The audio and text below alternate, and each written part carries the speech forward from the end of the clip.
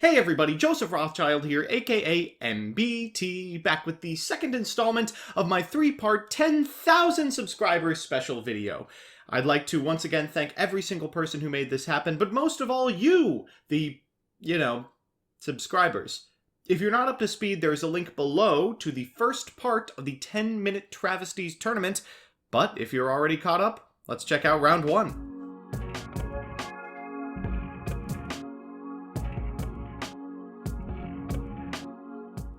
So we're hitting heavy out of the starting gate. Our first match is... it's Skyfire, piloted by Gao, versus Assault Dragon Catapult Cannon, piloted by the illustrious Punk Rock Lee. Now, those of you who remember the Assault Dragon Catapult Cannon video, that's right, all 15 of you, may recall that it lost on camera 2 reactors. Now, it wasn't exactly a competent reactor build, it was a War of the Worthless deck, but it was unable to defeat that. I mean, who knows how it's possibly going to beat the almighty Skyfire Turbo. Let's see if they can repeat that result.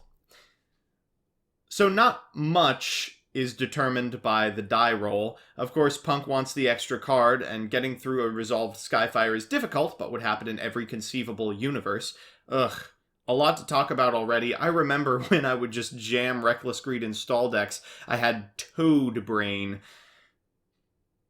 It looks like Gao has opened up with the combo. A Neospace Connector does do it. They're going to activate the Connector effect. Punk says, yeah, no hand traps. No duh.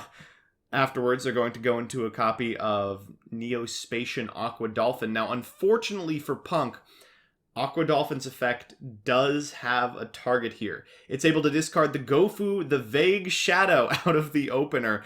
That's really, really bad news. Of course, Punk has to resolve about 6 effects in a row in order to get Assault Dragon Catapult Cannon onto the field. It kind of feels like Skyfire is lights out for the strategy, but Punk revealed to me that he had ways to play around it. Something like making the VW fusion in order to out the Skyfire before going for the effective Exodia combo. That's going to be made quite difficult by discarding the Gofu. It means that Punk will have to find Localized Tornado, which is in the deck to prevent decking, and then shuffle it back into the deck in order to continue.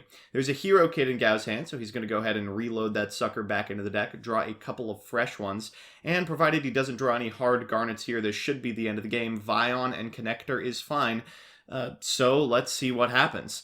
The first thing he's going to do is make a Solda, adding a Butter Spy to hand. The next thing he'll do is send a couple of equips to the graveyard for 3 copies of Hero Kid, then overlay for a Mannequin Cat. After that, he'll go into a Mermaid, getting a Nightmare from deck, and then activating the effect of Mannequin Cat once this is summoned to the opponent's side of the field. Frustrating that this interaction no longer exists in Yu-Gi-Oh! As a result of the banning of Nightmare Mermaid, but we can of course play around with it here.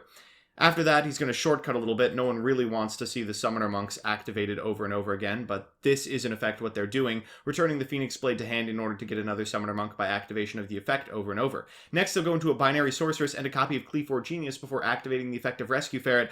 Ooh, and the clever individuals among you may recognize that this is a critical misstep. They're going to get a Quillbolt Hedgehog, a copy of Glow Up Bulb, and a copy of RE from deck. Now, the next thing you do is add a copy of SK to hand. They neglect to do so, and the seasoned Sky Pilot veterans among you may recognize this telegraphs an SK in the opener. Unfortunately, Gao doesn't have an SK in the opener. He continues through the combo, and Punk Rock Leah starts cheesing in chat. Winks at camera? No, I memorized it. Or did you? He'll add Succession to hand, link summon a copy of Curious, and realize, oh, actually, I forgot to search, and that is the end of the game. So Assault Dragon Catapult Cannon already walks away with game 1. I'm glad this is happening in round 1, because otherwise these two decks would probably be facing each other in finals, let's be honest. So let's go to game 2 and see what happens. Obviously, Gao is going to go second here, because what's Punk going to do going first, and what... Oh? Oh my god. Oh, he drew a Garnet. Well, the better duelist won! So unfortunately for you, dear viewer, our second match is going to be a little bit more interactive. We've got Randleman on level 2 or lower normal monsters, which is a heck of a deck, It's got Box of Friends, a Metal Foe suite, and the ability to make First of the Dragons with Dragon's Mirror. Little Spea's deck, inversely, has a ton of 4-star monsters and rank up magic spells. The rum monster we've selected to be our win condition of choice is C101. I don't know how good it's going to be. These are probably the two most competent decks in the format. At the very least, they have a coherent game plan, which is more than I can say for ADCC. So the first thing they're going to do, of course, is rock, paper, scissors. I don't know how much rides on this. I don't think either of them really cares if they're going first or second. These decks were built at a time when board building was sparse, at least in my videos. Spee says got him, and Randuin responds with, may the least bad player win. Ooh, so that opener is pretty powerful. You can see Laughing Flower. That is a tier 1 meta threat alongside Atlantean Pikeman. That's almost Mermail. So Spee is going first. They're going to lead with a normal summoned Tin Goldfish into a gold gadget, which they will then overlay for a copy of Rafflesia. That's like almost a competent opening. Randuin says, well, that's just unfair. It looks like they've drawn Box of Friends. Looking at the extra real quick, I don't know what you would possibly do with this opener. It's got Tri-White, but basically nothing else. They're going to set the Box of Friends and hope for the best, I believe. They'll pass it back to Spee, who for turn draws a Dark Hole. They'll pass it back again. Like it or not, liberals, this is peak Yu-Gi-Oh! Randuin is then going to set a copy of Laughing Flower. Spee draws a Traptrix Trap Hole Nightmare, which of course he will set before passing back. That's probably not going to be very good in the deck that's playing exactly 0 effect monsters main. Oh my goodness. Randuin's going to set one additional monster before passing it back to Spee, and I think Spee here just fires, says, okay, I'm blinking, let's fire off the Dark Hole. Losing a Rafflesia. Disgusting. Of course, Dark Hole actually does trigger a Box of Friends, which is going to special summon a couple of Metal Foes from the deck. Unfortunately, afterwards, Randuin realizes that Silvered has 100 defense, and therefore is not a legal target for Box of Friends. Spee's going to activate Instant Fusion. Randuin's going to go, wait, I have to get something else. Is going to go back into the deck and find, you guessed it, a clown zombie. You know, as one does. Next is Instant Fusion, revealing that actually, there's at least one really broken card in the deck. For some reason, Norden was legal, and I thought the most oppressive thing you could be doing with Norden was making rank 4s. Spee is going to go into 101 here, I believe, and then they'll activate the effect of 101? Judge? Those monsters are in defense position? When was the last time you actually played rank up gadgets? This is absolutely disturbing.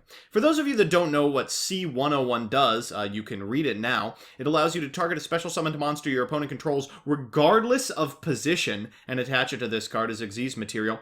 And it doesn't have the protection, but if it's destroyed and sent to the graveyard with Xyz material, you can special it from your graveyard and then gain life points equal to the original attack of this card. So you basically have to destroy it twice. Once, and then again while it has no Xyz material. Of course, 101 has to be in the graveyard to activate and resolve this effect for some reason, and it can't attack the turn it is special summoned from the grave. It's like a really, really bad Stardust Dragon.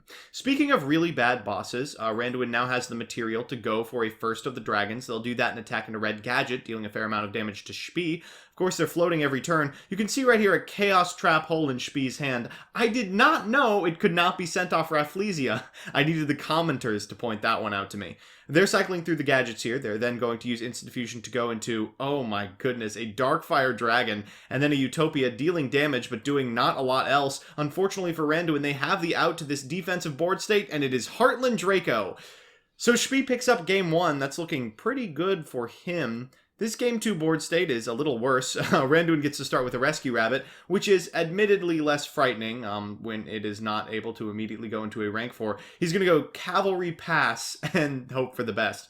Spee is going to be able to go into Utopia the Lightning here, not activating the effect, just attacking for 2,000 points of damage. It looks like he's going to activate Twin Twister in response to his opponent's Metal Foe, so he's not able to pop the Box of Friends. And oh my god, that's the end of the game immediately. Wow. Rank 4s. Who'd have thought?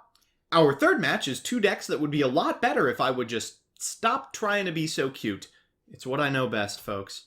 We've got Sonic 21 Blast on Summoner of Illusions Ghost Trick, and Train on Convulsions of Nature Slifer Spiral. Now, in my defense, this was made at a time pre-Double Helix, where Spiral was just kind of floundering with a first wave of support. No one knew what it did, so I figured the best way to gain advantage would be to play them in the same deck as Gishki Diviner. It wasn't a foolproof plan, or a good one. There's no end to that sentence.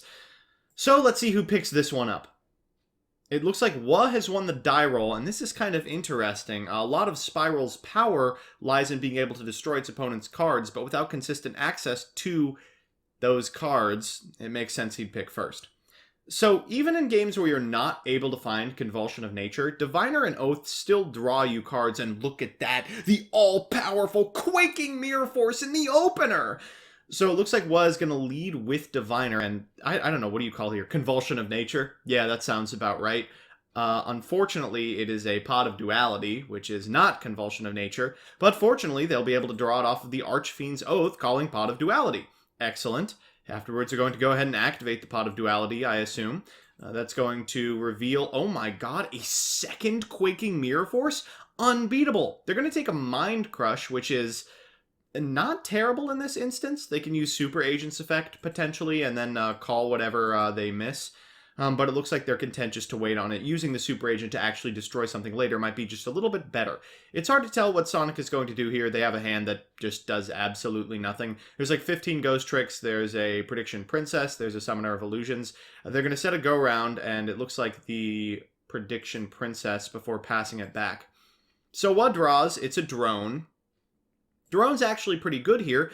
He's going to lead with a Diviner, calling Convulsion. It's Summoner Monk. Ugh, that's unfortunate. You really don't want to draw more monsters with this hand, but it looks like he's going to be content to do so. That's a Monk in hand. This is why we're playing Slifer. Look how much advantage he's accrued. Next, he's going to normal summon a copy of Drone and resolve that. This is something you can't see on Dueling Book replays. So we'll see the top of the deck modified, and then the Super Agent specialed from hand. This is going to allow him to destroy the set copy of Go Round. It is a Jiangshi. Alright, what's next? I think expectedly we'll see an attack, and they go into the copy of Prediction Princess. There's a couple of problems with the Prediction Princess. The first is that you can't activate any additional effects, so it's not like you could activate Summoner of Illusions anyway. But the second, of course, is that Summoner of Illusions needs to sacrifice another monster to activate its effect.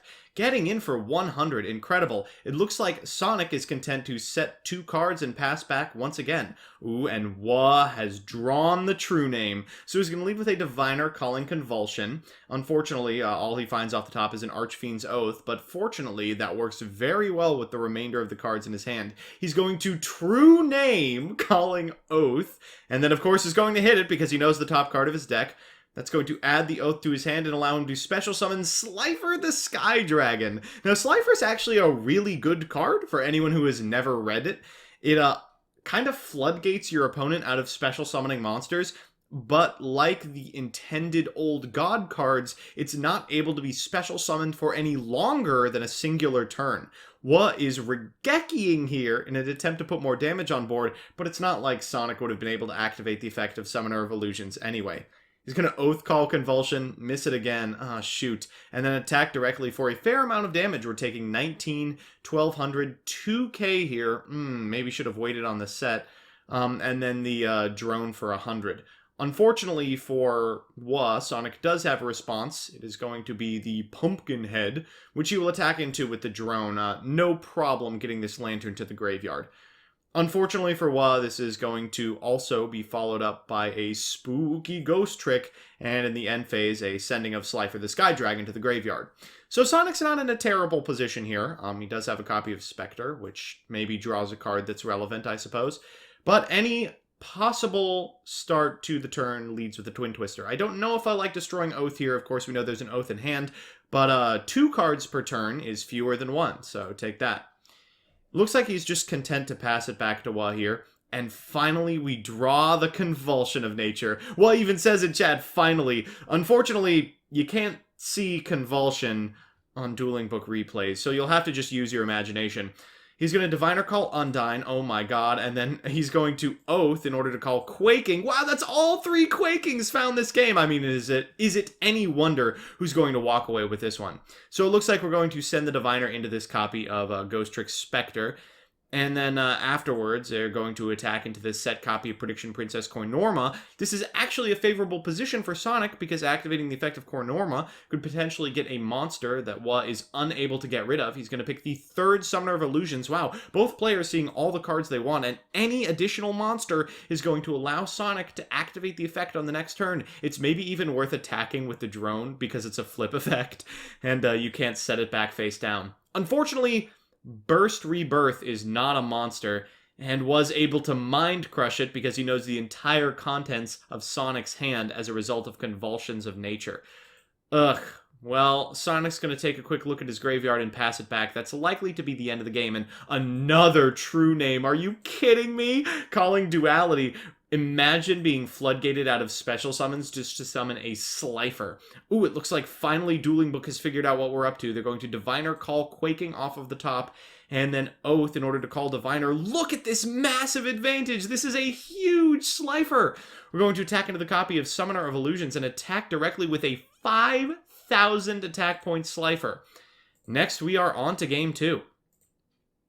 So for Game 2, it looks like Wa is going first once again. I think that's probably pretty smart. Sonic wants the extra card and doesn't particularly care about what Wa is doing first turn. He's going to Diviner Call Convulsion, miss it. It's a Spiral Super Agent, and unfortunately for Wa, the remainder of the hand doesn't look like it does a whole lot. It looks like Sonic is content once again to set a couple of cards and pass. Was going to Diviner Call Convulsion again. It's a duality. Oh my goodness. They're going to Super Agent calling Monster. They miss again. It's Twin Twister. Wow, this is looking bad.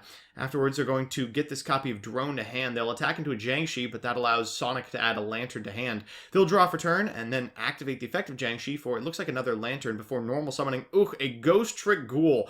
Praise be to my deck building, but you had to do what you had to do. He's going to Ghoul effect in order to get over the Diviner. You're never finding Convulsion, fool! That Diviner's going to the graveyard, and then in main phase 2, he'll do nothing, content to pass it back to Wa. Wa draws the duality for turn. We did know that was going to happen. He's going to normal summon a copy of Drone to reset and then use Spiral Super Agent to get rid of this copy of Twin Twister. Burst Rebirth is a pretty good card. He's going to make a Slacker Magician walking into a Regeki. That Jiangshi is activated again and Sonic is suddenly in the driver's seat. He's going to go into a couple of monsters that don't end up in the extra monster zone. Remember, both of these players are under Master Rule 3, and it looks like we might be going for the Angel of Mischief alternate win condition. Oh my goodness. Things have gone pretty bad when you end up in that position. 3 set cards is pretty good. It's looks like a couple copies of Ghost Trick Knight. We're going to activate Summoner Monk's effect to get a copy of the Atlantean Dragoons from deck. I was playing one of this card. I think it was a 2 at this point. I don't know why I was doing so. 101 making a repeat appearance. Wow, this card is so good in this format. It's going to get this copy of Angel of Mischief, incredible, and then add a copy of Deep Sea Diva to hand. He's going to activate the effect of Big Red in order to bring back Super Agent, but unfortunately Sonic has a copy of Burst Rebirth that's chainable. This isn't like Call of the Haunted, so is just going to permit this to be set face down. Was then going to activate Quick Fix's effect to get a copy of Big Red back to hand. Remember, Big Red and Drone were all you could get at the time. There was no last resort or anything like that. Then Super Agent is going to attack, into a Ghost Trick Go Round, which allows this Jiangshi's effect to activate. And then it's going to flip monsters, go into a copy of Lantern, and basically nullify the entire attack step. Of course, there is finally a Convulsion of Nature, so once we get a payoff for that, we might see that making its way onto the field. Ghost Trick Dualahan is the play for Sonic 21 Blast. They're going to flip up this copy of Jiangshi and flip down his opponent's copy of Spiral Super Agent before overlaying for Ghost Trick Angel of Mischief and getting a copy of Mansion. They'll set Mansion at a Ghoul to hand and then pass it back. Looks like Was content to start with a Deep Sea Diva getting a Gishki Diviner. Wait, am I a genius? This is a Sea Serpent? That's why I was playing Deep Sea Diva? I didn't even remember. Convulsion of Nature is going to be activated, and now we can start activating Diviner as well, I suppose, to call Quaking! The all-powerful Quaking returns. Big Red is going to be activated, and this, of course, can get rid of whatever Wa decides is the most problematic when the Super Agent returns to the field. It looks like we're making Trishula! Diva plus Diviner plus Super Agent does make Trishula. Wow, that's so strong. What a crazy way to eke out this game. He's going to banish a card from hand. It was the Lantern. Pretty good before attacking into the Jiangshi. It looks like Sonic has to do a little bit of math and is able to set Spectre, overlay for a copy of what on earth is this? Utopia Roots! Oh! and then attack into the quick fix. It looks like was going to pop the Quaking here and then activate Super Agent to destroy the remainder of the cards on Sonic 21 Blast's board before going to battle phase and, wow, cleaning up with a Synchro Summoned Trishula.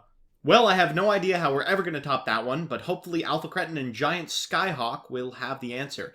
Cretin is on Inmato Black Garden, which is probably the worst built deck in the tournament.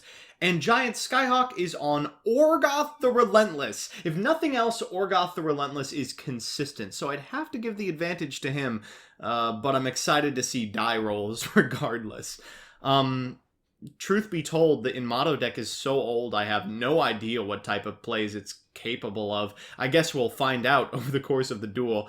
Oh, Cretin is cursing in the chat. Giant Skyhawk says, can you swear in the replay? Does he swear in the vids? Demonetized. Please do not. Hey, Cretin. So it looks like Giant Skyhawk is going to be going second. I think he's probably fine with that. And oh, I'm going to have to read these cards. So first up is the World Tree, which can give a plant monster 400 attack and defense, destroy a card on the field, or special a plant from the graveyard.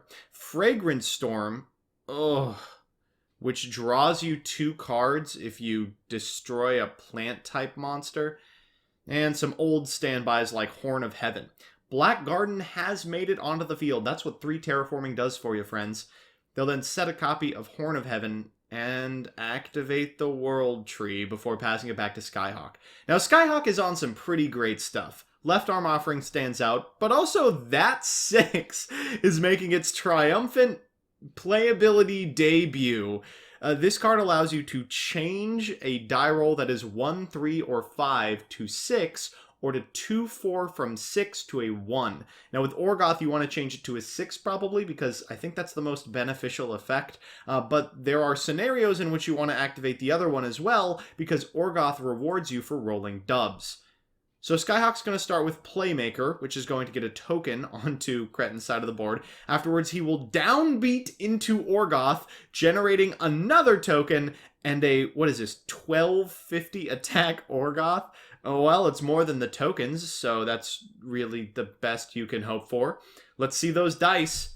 So the first one is going to be a 2. The 2 means that this card can't be destroyed by battle or card effects until the end of your opponent's turn, which is okay. Protection is always all right. What you really want, though, is the 5 or 6, which allows it to attack directly, or the 3 or 4, which allows you to draw 2. It also gains attack and defense equal to the total rolls times 100, and if you roll all 3, you get all 3 effects. So a 2, followed by a 5, followed by a 3. So that's 3 separate ones, it looks like, and is a 1k attack boost. That's a 2250 attack monster. He will then Regeki, just absolutely no respect for the tokens off of Black Garden at all. I don't understand a scenario in which it's ever going to do anything, but props for the energy. At the very least, this is the most relentless play you could do. Now, electing not to Left Arm Offering here, instead to set that 6, I hope that that pays off. I also like that I put a bunch of trap cards in the same deck as Left Arm Offering. That's just classic deck building. Cretin's going to lead with the Pot of Duality, then is going to... Quaking, making another return! Add a Soul Charge to hand. Why is that legal? He's going to set a Cherry in Motto, can't special summon the same turn, and then Skyhawk is going to that 6, double 6 in a row, before finally rolling a 2.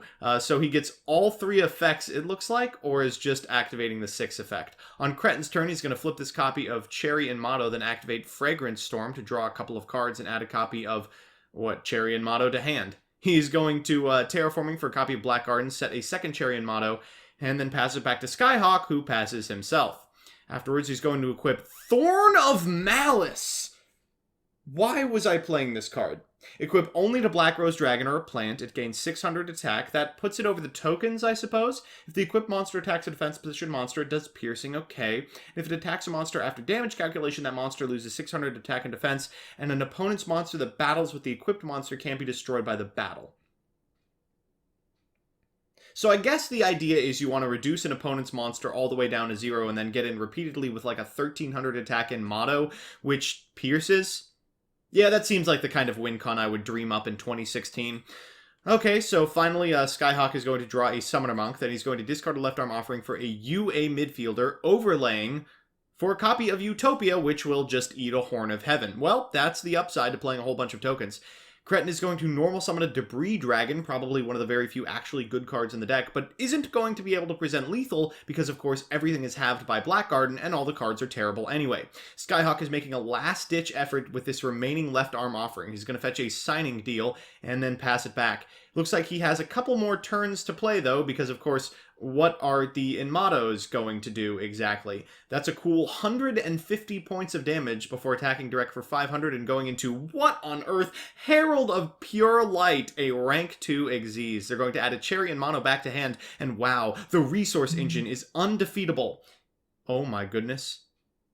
Skyhawk's drawn another Orgoth. With only 150 life points remaining, he is able to tribute these two monsters and then activate Orgoth's effect. He's going to roll a 5. Next, he's going to roll a 6. Next, he's going to roll a 6. That is 6/6, and then he could change it to a 6 with that 6, which gets all 3 effects. He'll attack directly after activating the Grave effect of UA Penalty Box and deal 50 damage, bringing Cretin down to a cool 50 life points, which is unfortunately enough to win by attacking with a Black Rose Dragon. All that, and he still lost the game. So for game 2, Giant Skyhawk is going second. I don't think he really has any intention of going first. Normal summoning Orgoth isn't particularly good unless you get the protection effect, and even then, it's not great. It would at the very least be immune to Blackguard, which Cretin has found again. So Cretin is now going to be able to storm off and summon about 18 tokens to Giant Skyhawk's side of the field. Maybe he's trying to lock him out, potentially? Think how cool of a win condition that would be. Unfortunately, Skyhawk has a UA midfielder and is going to be able to actually do things. He's going to set that 6 and then pass it back. So Cretin has finally drawn another card in the Inmado tribe, Inmado himself, which if you look at the art has is impaled by this. I never understood why this looks the way it does. He's going to summon, oh my god, Super Heavy Samuraster Swordman Mushashi. Oh my goodness, I bungled this name. But wow, what an incredible decision for me. This is a synchro monster that attacks in defense position, so it is right at home in Blackguard decks. That's really cool, but unfortunately can't stand up to Penalty Box. Penalty Box as a removal tool here, really putting in work. Looks like Skyhawk is going for Rival Rebounder and you've forgotten your Orgoth roots. Oh, how foolish of me. He's going to transmodify his beater into the Orgoth. I do like that Skyhawk is committing to the bit and summoning Orgoth even when it is not optimal to do so. Really got to get him props for that. He'll activate that 6, pure skill. Let's see what we get. A6, X Steven, please fix Dice Shuffler bugged. And double 2s. So he's going to go +1 attack and then make Saruya. God, this deck is actually quite good. Another that 6. And summon another token to Cretin's side of the field. And oh, all of a sudden, Cretin's kind of locked out of monsters.